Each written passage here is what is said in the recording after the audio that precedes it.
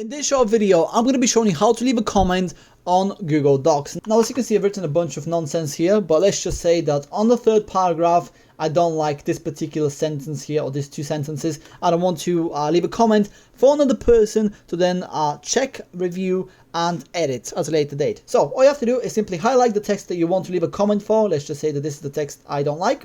Right click, then click on comment, which is the sixth option, I think, the sixth option, or you can use Control-Alt-M to automatically get this feature.